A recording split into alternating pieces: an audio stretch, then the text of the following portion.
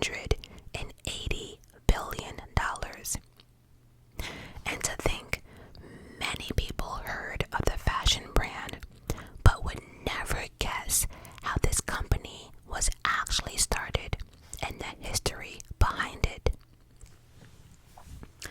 Did you know this company was actually started by a homeless teenager with no education and slept in the forest? This is a true story of rags to riches, and like many other big companies, was subject to a hostile takeover, countless lawsuits, and a shitload of other controversies. This is the story of Louis Vuitton.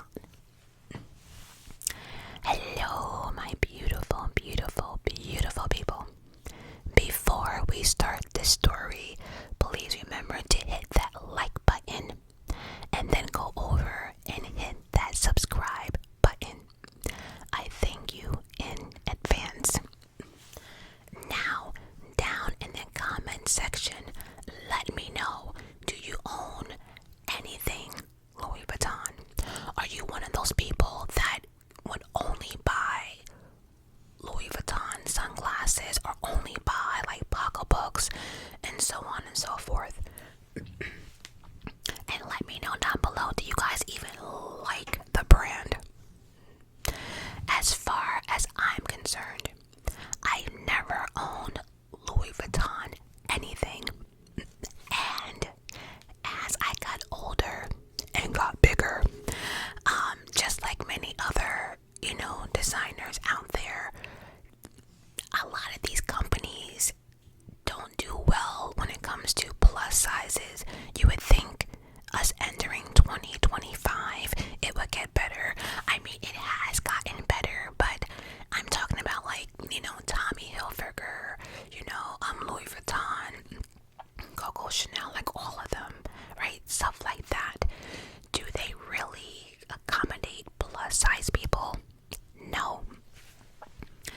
Before I started this video, I went on a few websites and I was reading the comments, and one thing I noticed that people are saying, like, the large fits like a small.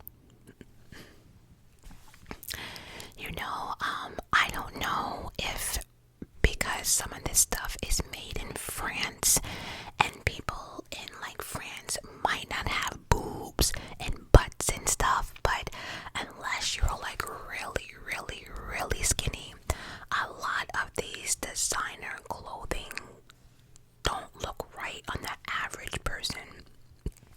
So, but I can say this, Louis Vuitton has some really cute sunglasses. I can afford it. I keep it moving, but they really have some nice sunglasses. But anyways, let's begin. Oh, actually, no, there's one more thing I would like to say. Supreme. I don't know if many people know this, but Supreme and Louis Vuitton, they collaborated. That being said, I never understood the obsession with Supreme stuff. It's nothing really. Yeah, and I understand that a lot of people on YouTube, influencers, they sport the Supreme, I guess to let people know they have money, but my personal opinion, I really don't see the obsession. So let me know, how do you guys feel about Supreme stuff? So anyway, let's get into this story.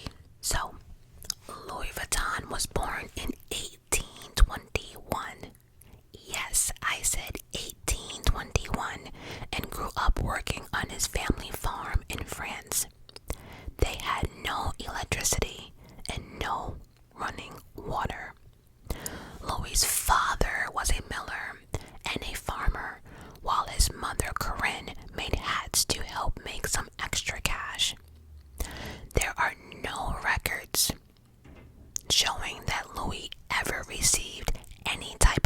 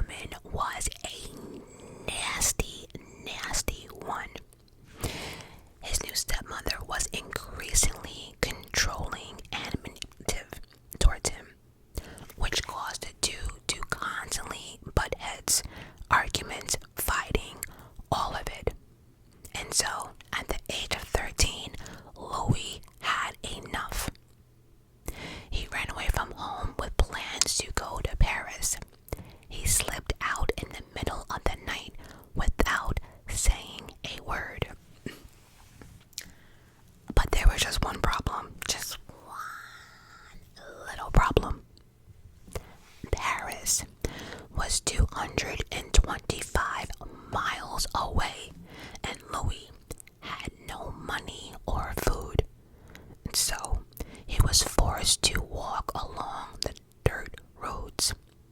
Most nights he slept in the woods with an empty stomach and just a cloak to keep him warm.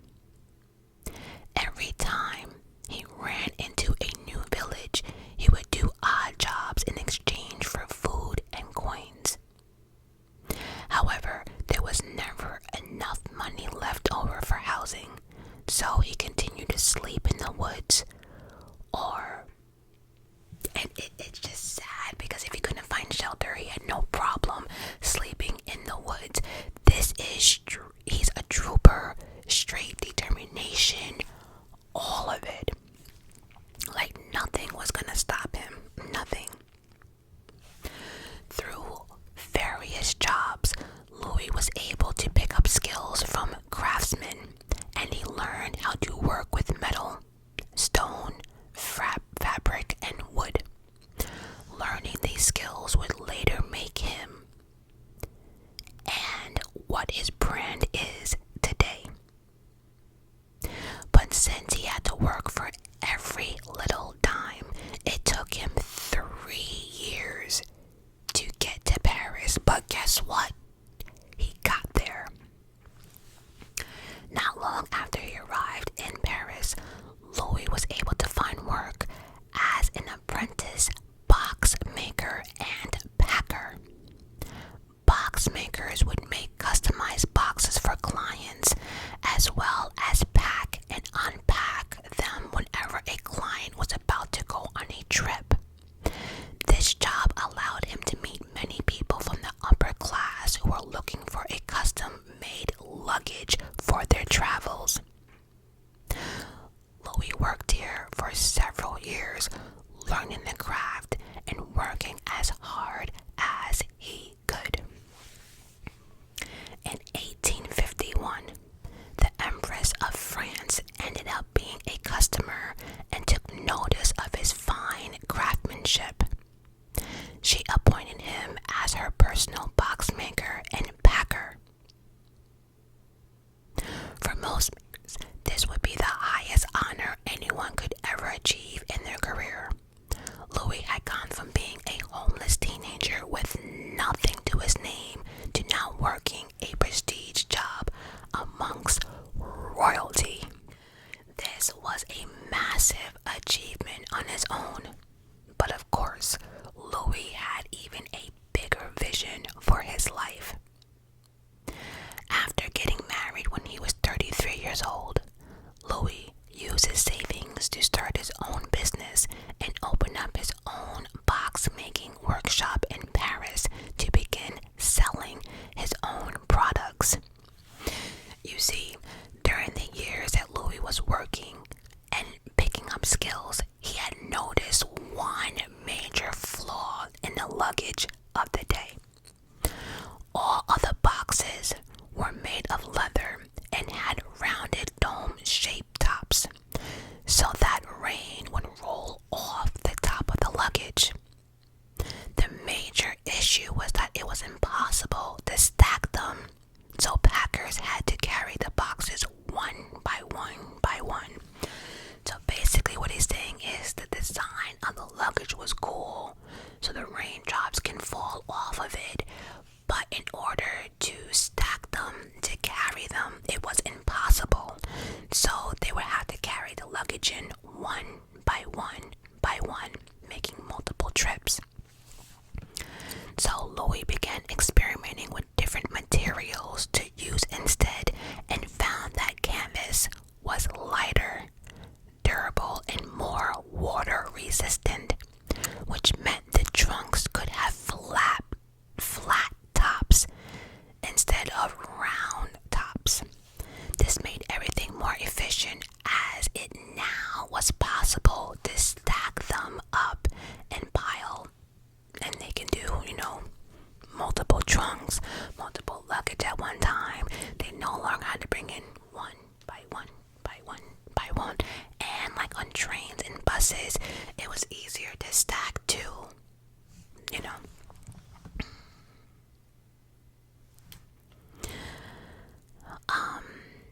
So this made everything more efficient. Louis' new suitcase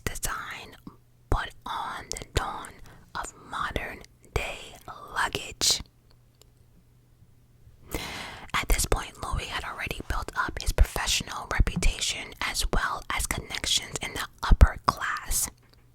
So he decided to launch his own new line of luggage, and it was a immediate success. He even created a Louis Vuitton catalog that his customers can pick out products that he had available and then have it personally made, and then he would send it to their homes. Within 2 years of creating his suitcase, they were considered an elegant and must-have accessories among the wealthy. Oh yes, so if the wealthy was wearing it, you were, big time. You were big shit. It was something that every wealthy person had to have. It was a status of symbol, a status of I am rich. I have the best in things, and that's that. Oh yes. So the brand became so popular that it was receiving orders from around the world, including orders from the royals, and they were even getting orders, y'all, from Egypt, the prince, the princess, like all of it. Now, in 1859, Louis made enough product or profit to hire a team of craftsmen to help fulfill his orders.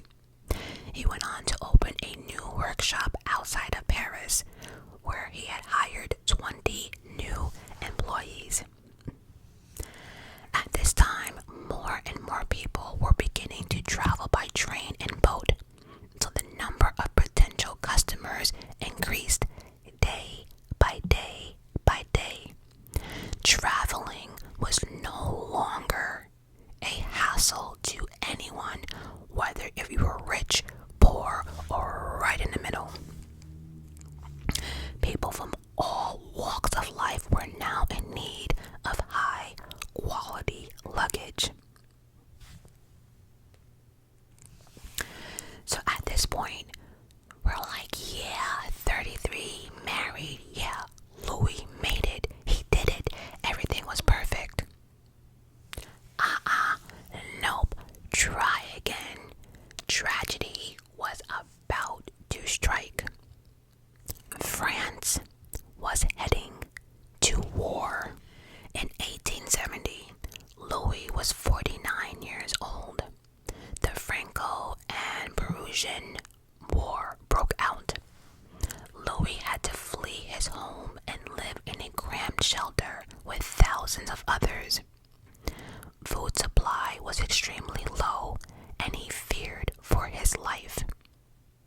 In 1871, Louis finally returned to his shop, where everything was destroyed. Windows were smashed, equipment was stolen, and he had lost everything he worked for. Besides feeling bad for himself, drowning in depression and giving up, he decided to use every single penny he had left to rebuild his business. Since the war just ended, there were far more empty shops available for rent throughout the city. Louis took advantage of this and opened up his new shop in a much more wealthier location in Paris. This time, the location was right next to the railway station and the Grand Hotel. So, travelers who needed a new luggage did not have to go far to find the Louis Vuitton store. In 1872, he came out with a brand new design luggage made of beige canvas with stripes. This became incredibly popular, and people loved chilling off this modern style. And I think anyone watching this knows about the beige, canvases, Many other brands like today try to copy that style, but the problem was Louis' bags were made of such high quality that customers still preferred a true Louis Vuitton bag versus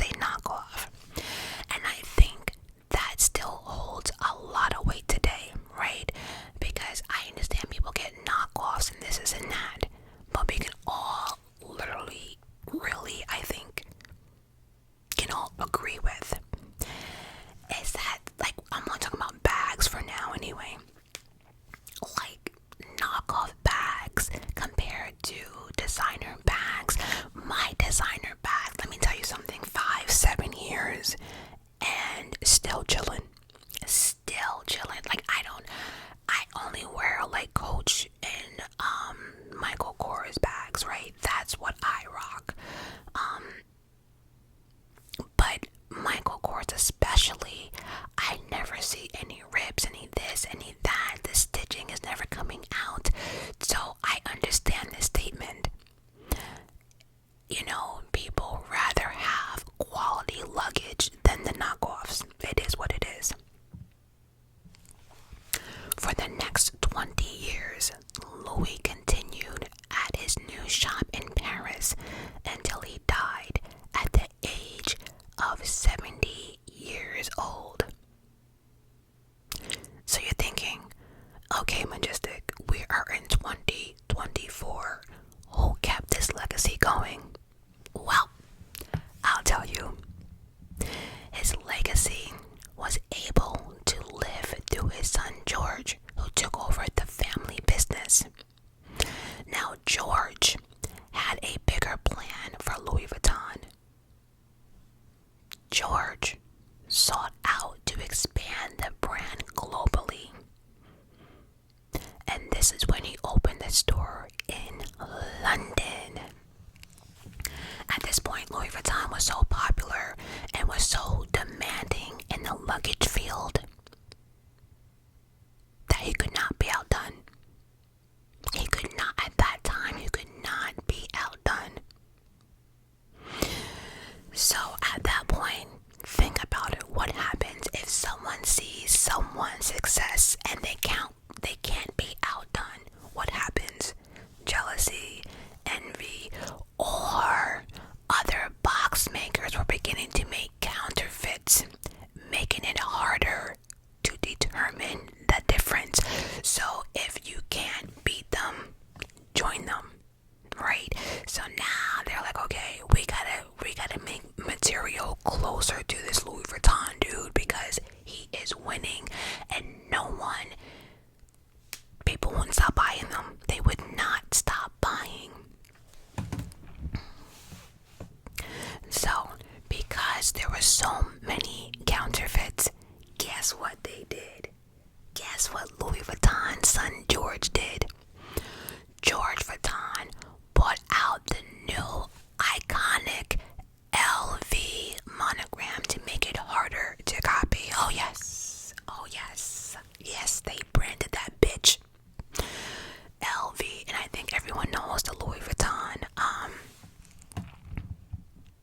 symbol. And if you have not guessed what the LV stands for, it was for his father, Louis Vuitton, because the son is George.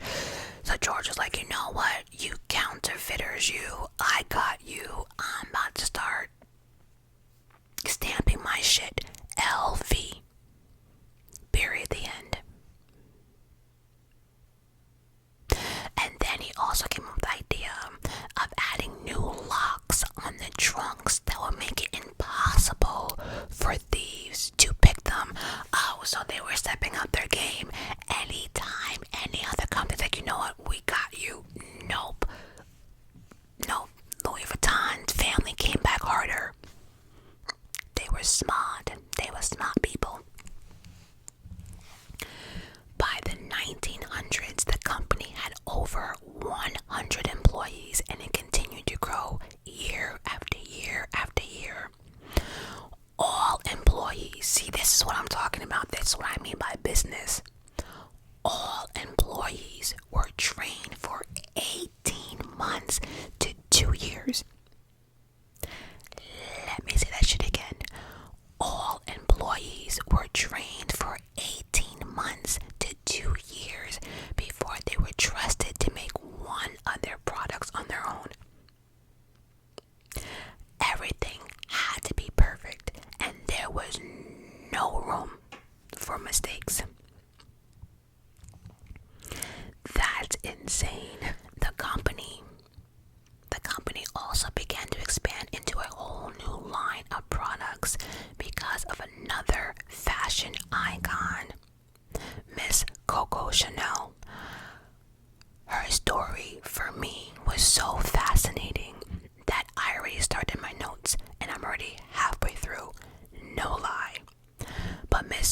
Chanel. In 1925, she commissioned a small dome-shaped handbag. At first, this was a design that she personally came up with, and it was just for her.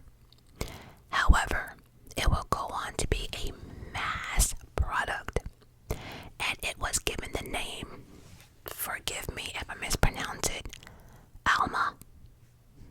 It was massively successful, so George and the Louis Vuitton company began to make smaller leather bags like they keep all speedy bags. Before, Louis Vuitton handbags were often seen as quite inelegant and bulky, but the company played a big role in them being seen as more fashionable.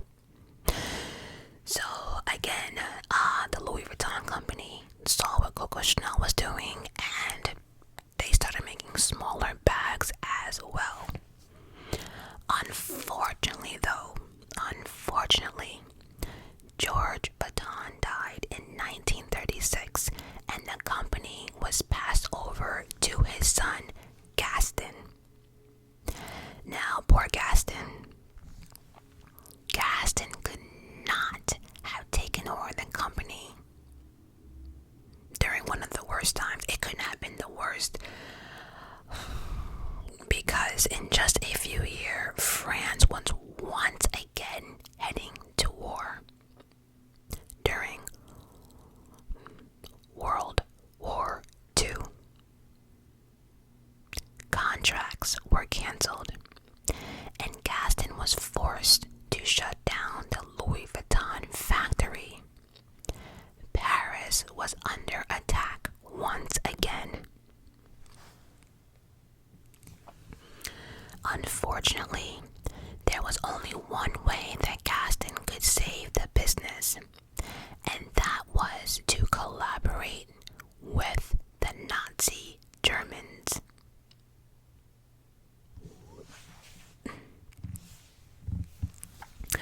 Now, this next part is definitely interesting.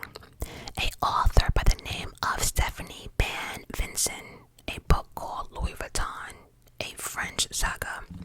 During her research, she asked if she could see records from the World War II. Almost immediately, the representative for the Louis Vuitton company tried to avoid showing her all the information.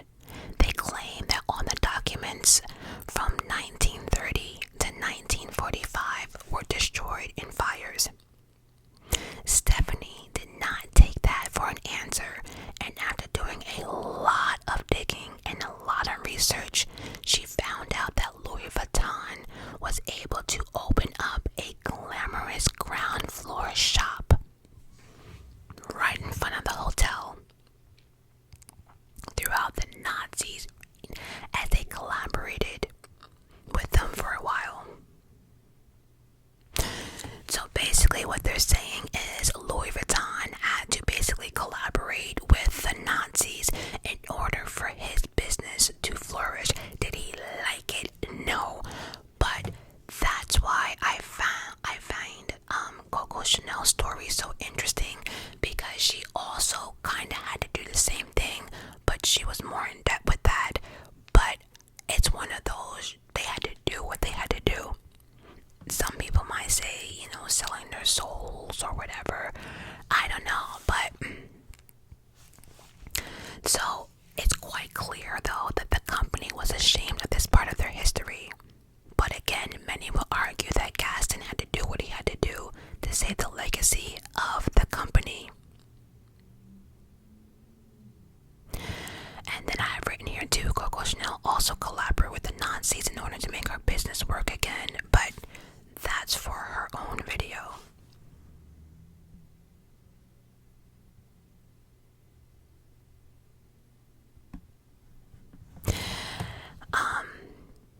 So yeah, I think I would actually cough it up to Gaston had to do what he had to do, and if he did not do what he had to do, Louis Vuitton would not be here in 2024.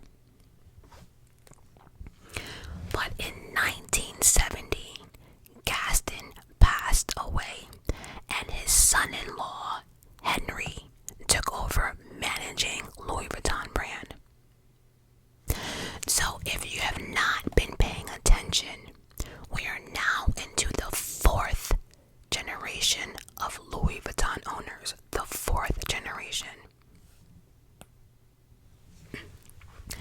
Now, we're not saying that the earlier generation did not do a good job, but Henry already had a lot of business experience from companies he ran before.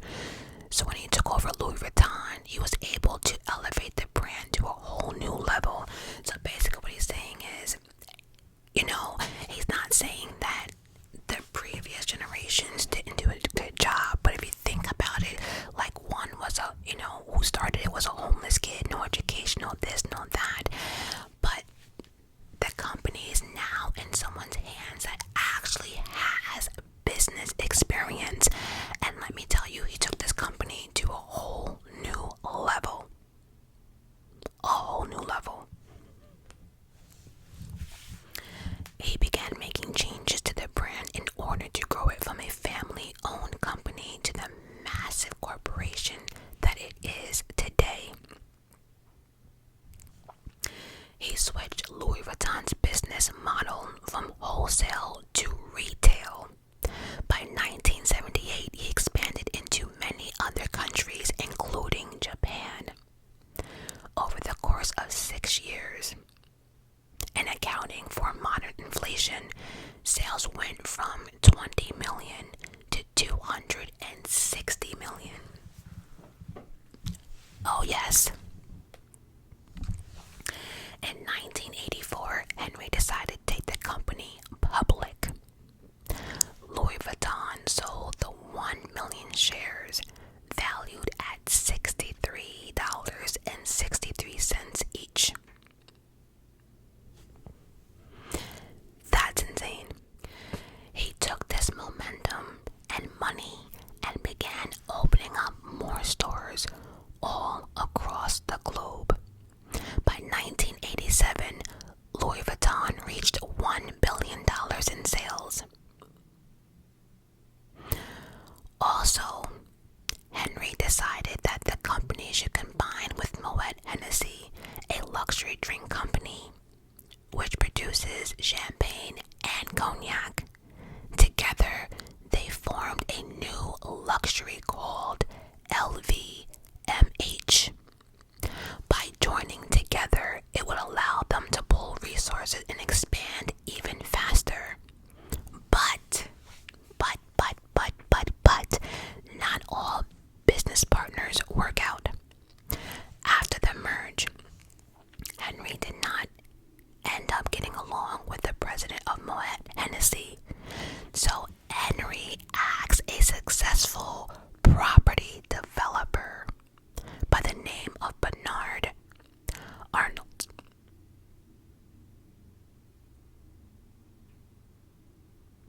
to help him merge the situation. Unfortunately,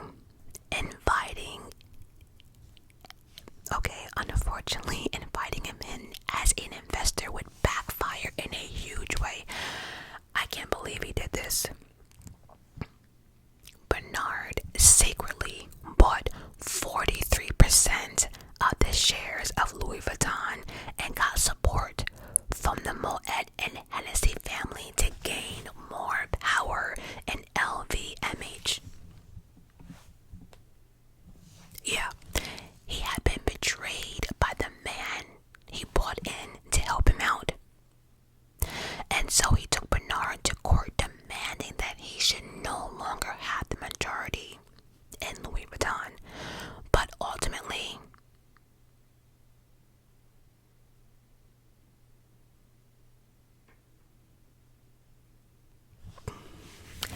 because I didn't write this in my notes, but I noticed, so he took him to court and he did not win, right?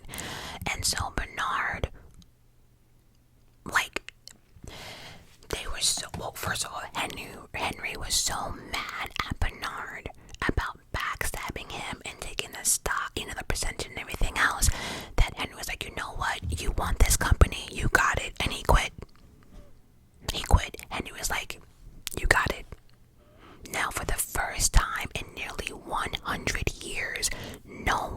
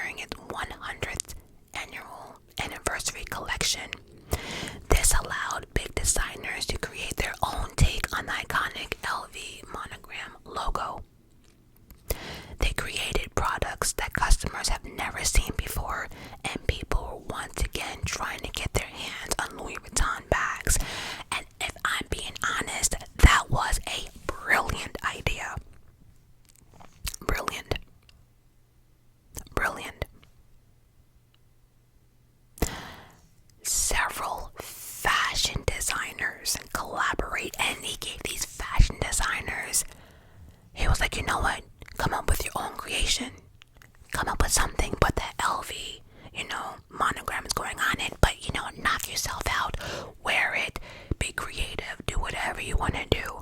And that worked, because remember, all fashion designers have different creativity up here. So now you're creating all different type of designs from other designers, but your name's still going on the bag. Don't get it twisted. But this was a really cool idea. They created products that customers have never seen before, and people will once again talking about the bags and everything else. Bernard investment worked out, and he is now the CEO of LVMH. In 2021, Forbes officially dubbed him the richest man in the world. A net worth of over $180 billion. Now, like I mentioned earlier in the video, that list goes back and forth, but Bernard usually stays within, he doesn't go past number 4. Let's just say that, as the richest man on this planet. But Bernard definitely prefers to stay out of the spotlight, but we do know he has a ruthless reputation in business, and he is known as the Wolf of Cashmere. Which is why today LV has over 70 different brands that it owns. That's crazy. This company owns so many of the most luxurious brands in the world, and yet it all started with a broke, homeless teenager. Though, could you imagine? Luxurious.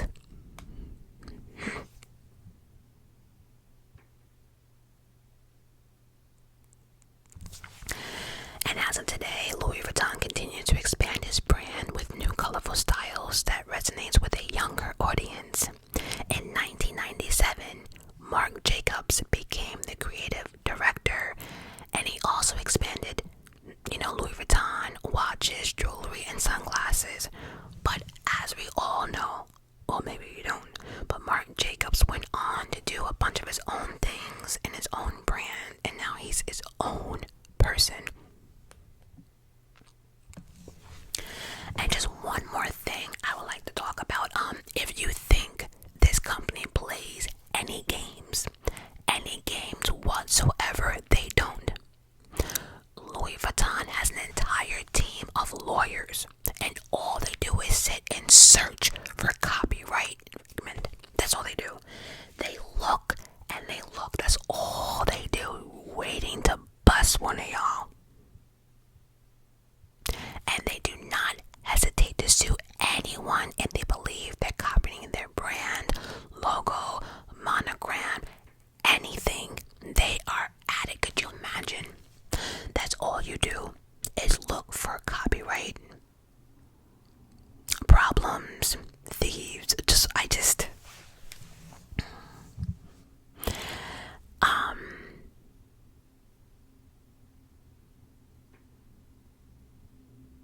They've also sued people like on Facebook who are advertising counterfeit pocketbooks to make it look like they're something. They sued people on social media. They sued people on the internet, and they won all cases. Anytime they sued anyone, Louis Vuitton has always won. Always, no matter what. And like I mentioned earlier, they also collaborated with brands like Supreme, which expanded their demographics like never before.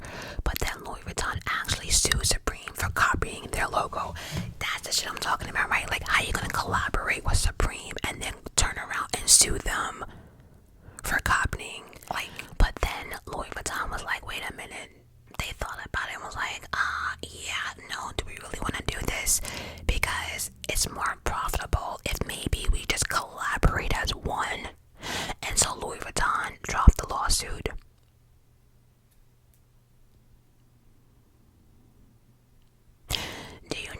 leather trunk can go for $125,000. Or even a Louis Vuitton Supreme hoodie can go for $5,000.